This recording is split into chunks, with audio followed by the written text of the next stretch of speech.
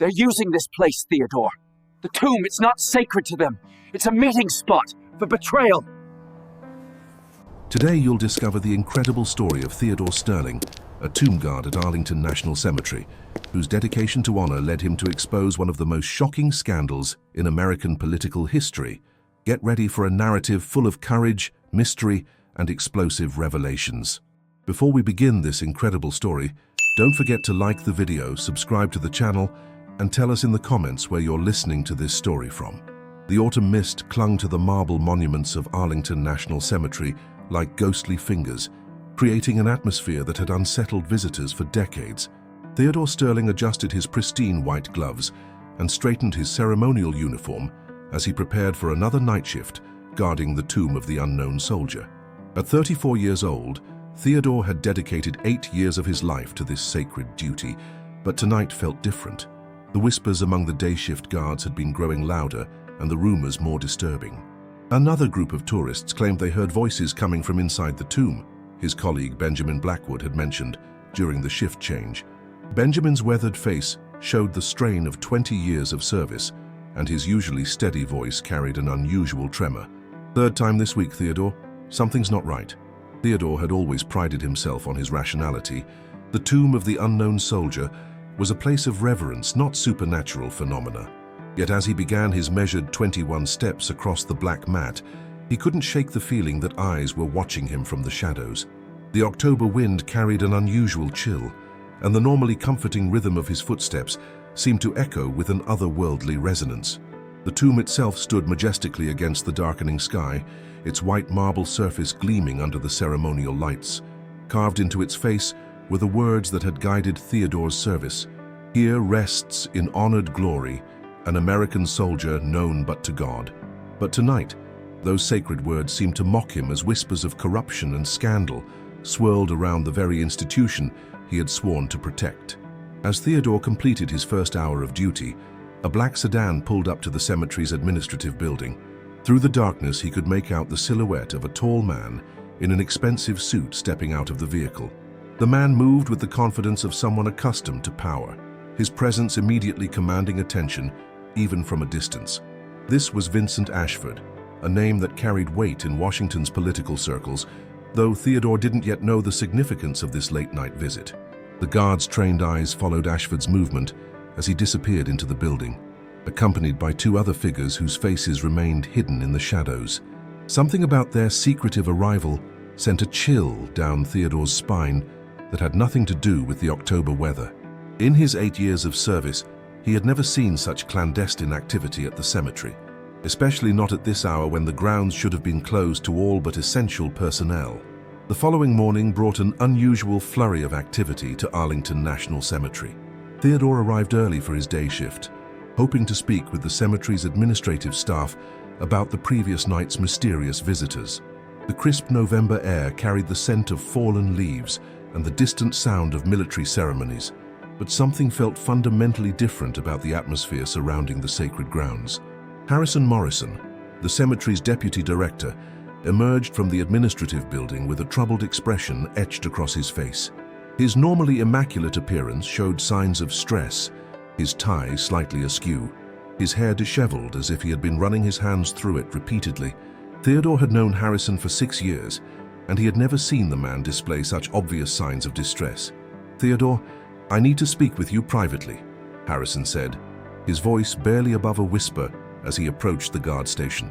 His eyes darted nervously around the area, as if checking for potential eavesdroppers.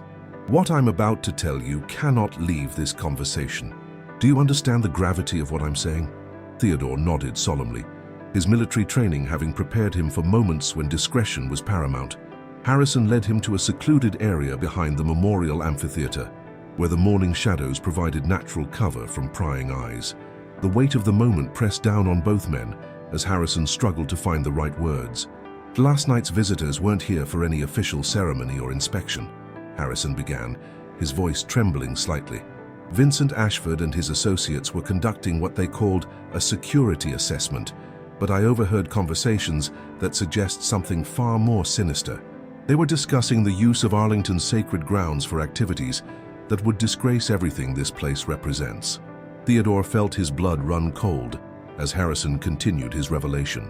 The deputy director explained that Ashford, a powerful lobbyist with connections to several defense contractors, had been using the cemetery's administrative offices for clandestine meetings with foreign representatives. These weren't diplomatic discussions about honoring fallen soldiers from allied nations. They were negotiations involving the sale of classified military technology to countries that posed potential threats to American security. The most disturbing part, Harrison whispered, glancing around once more to ensure their privacy, is that they've been using the tomb itself as a meeting point. They believe the sacred nature of the location provides them with cover from surveillance, thinking that no one would dare to monitor or investigate activities near such a revered site.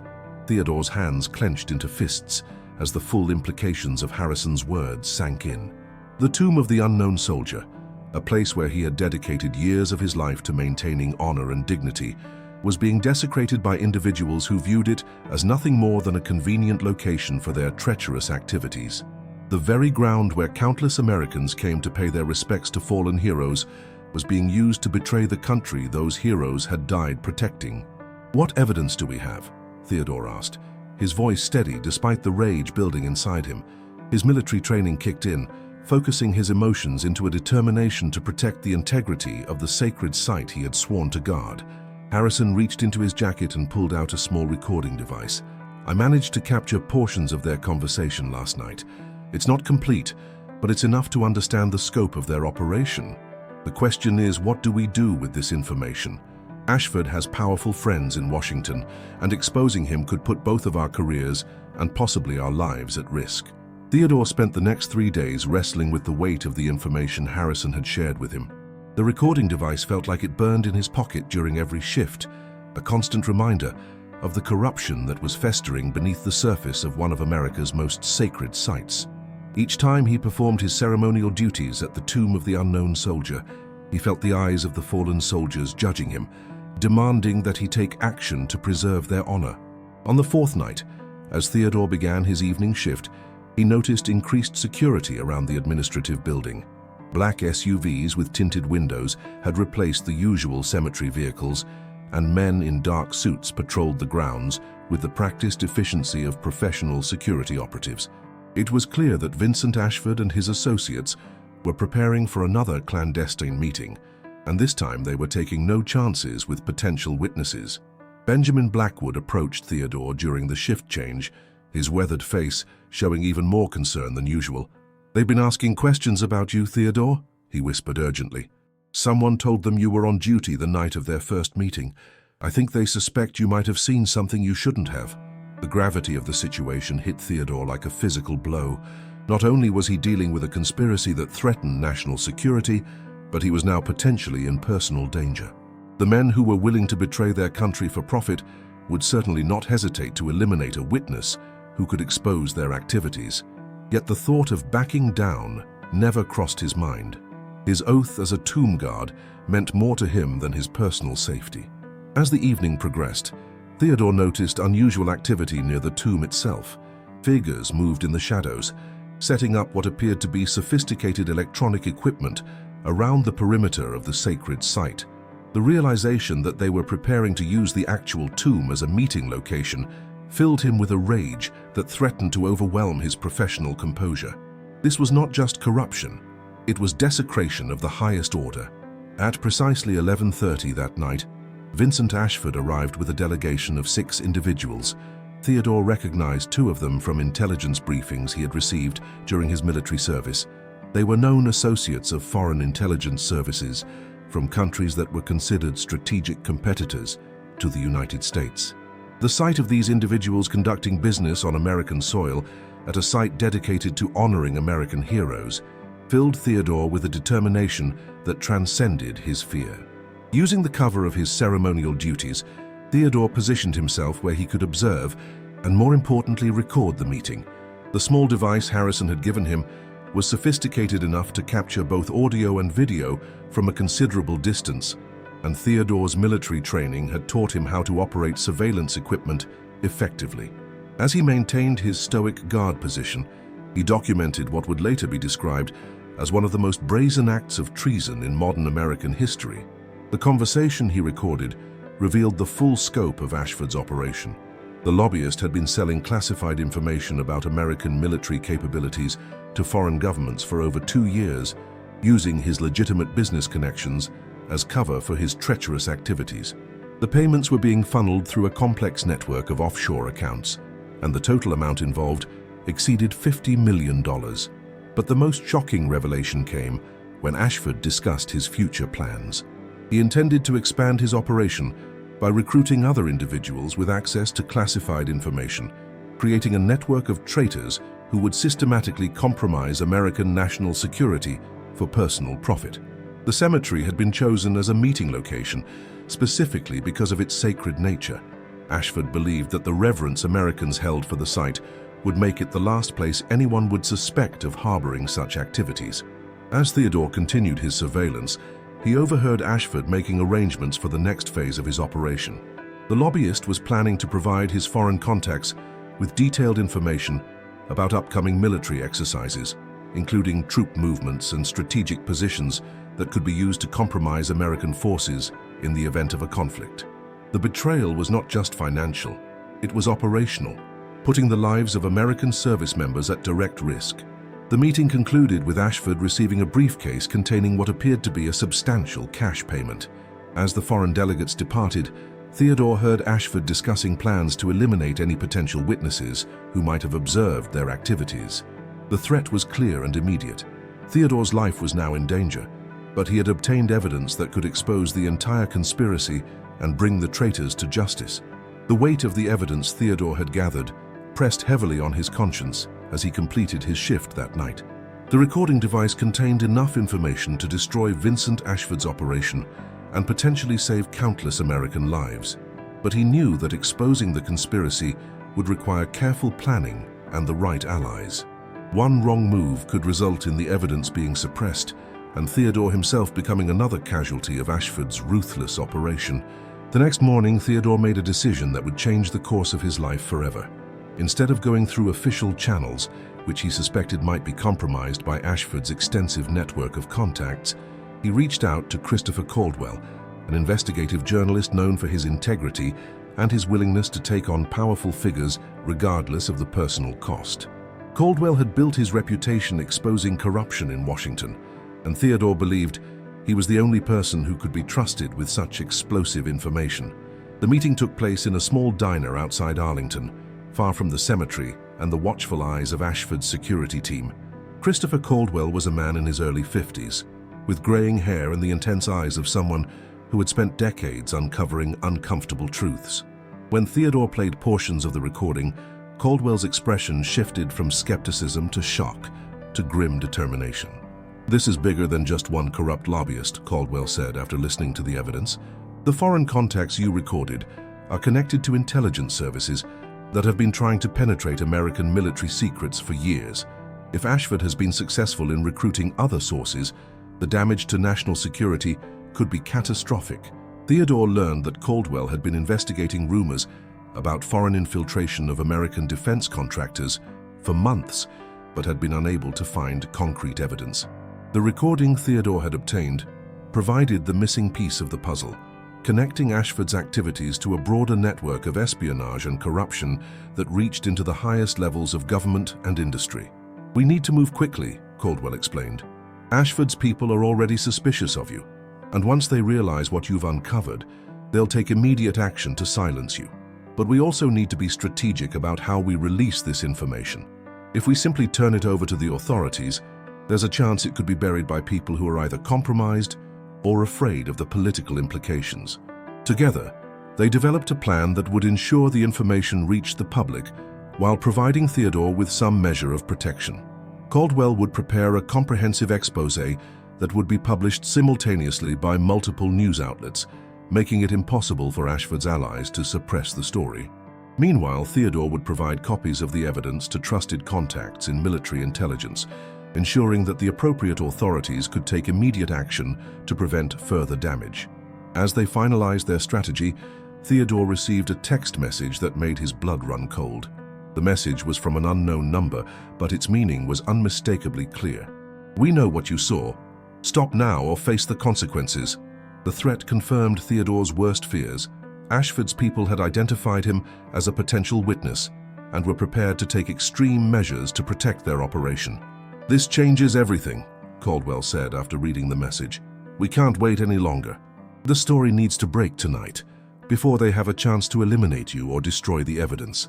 The journalist's years of experience had taught him to recognize when a situation had reached a critical point, and he knew that delay could be fatal for both Theodore and the integrity of their investigation. That evening, as Theodore prepared for what might be his final shift at the tomb of the unknown soldier, he reflected on the oath he had taken years earlier. He had sworn to guard the tomb with honor and dignity, protecting the memory of the fallen soldiers who rested there. Now he was about to honor that oath in a way he had never imagined, by exposing those who would desecrate their sacrifice for personal gain. The story broke at exactly 9 p.m. Eastern Time, simultaneously appearing on the websites of 3 major news outlets and being broadcast on national television. Christopher Caldwell's investigation, supported by Theodore's irrefutable evidence, sent shockwaves through Washington and beyond. The headline read, "Sacred Ground Betrayed. Lobbyist Uses Arlington Cemetery for Foreign Espionage Operations." Within hours of the story's publication, Vincent Ashford's carefully constructed world began to collapse. Federal agents raided his offices, his homes, and his known associates' locations, seizing computers, documents, and financial records that would provide evidence of the full scope of his treacherous activities. The foreign contacts Theodore had recorded were immediately placed under surveillance, and several were arrested before they could flee the country. Theodore watched the news coverage from a secure location provided by federal marshals, who had taken him into protective custody as soon as the story broke. The sight of Ashford being led away in handcuffs provided some satisfaction, but Theodore knew that the real victory was in preserving the integrity of the sacred ground he had sworn to protect. The tomb of the unknown soldier would no longer be desecrated by the presence of traitors and foreign spies. The investigation that followed revealed the true magnitude of Ashford's operation. Over the course of 2 years, he had sold classified information worth hundreds of millions of dollars to foreign governments, compromising American military operations around the world. The network he had built included defense contractors, government officials, and military personnel who had been recruited through a combination of financial incentives and blackmail. Samuel Pemberton, the FBI director who led the investigation, held a press conference 3 days after the initial arrests.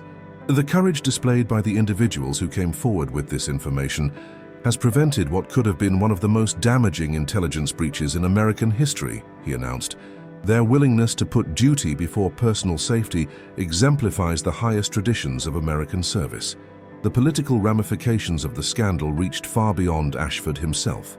Several high-ranking officials were forced to resign when their connections to the operation were revealed, and new security protocols were implemented to prevent similar breaches in the future. The scandal led to a comprehensive review of how classified information was handled and who had access to it, resulting in the most significant overhaul of American intelligence security in decades. For Theodore, the aftermath brought both recognition and reflection. He was awarded the Medal of Freedom for his role in exposing the conspiracy, but he took little personal satisfaction in the honor. His primary concern remained the sanctity of Arlington National Cemetery and the tomb of the unknown soldier, which had been restored to its proper status as a place of reverence and remembrance. 6 months after the scandal broke, Theodore returned to his duties as a tomb guard. The experience had changed him, but his commitment to honoring the fallen soldiers remained as strong as ever. As he resumed his ceremonial march across the black mat, he carried with him the knowledge that he had fulfilled his oath in the most profound way possible, by protecting not just the physical tomb, but the principles and values it represented. The final chapter of the story came when Ashford was sentenced to life in prison without the possibility of parole. As the judge read the sentence, he noted that Ashford's crimes went beyond simple espionage. They represented a fundamental betrayal of the trust placed in him by the American people and a desecration of the memory of those who had died in service to their country. Theodore's actions had proven that even in the face of overwhelming corruption and danger, individuals with courage and integrity could still make a difference. The tomb guard, who had sworn to protect sacred ground, had ultimately protected something far more valuable: the security and honor of the nation itself.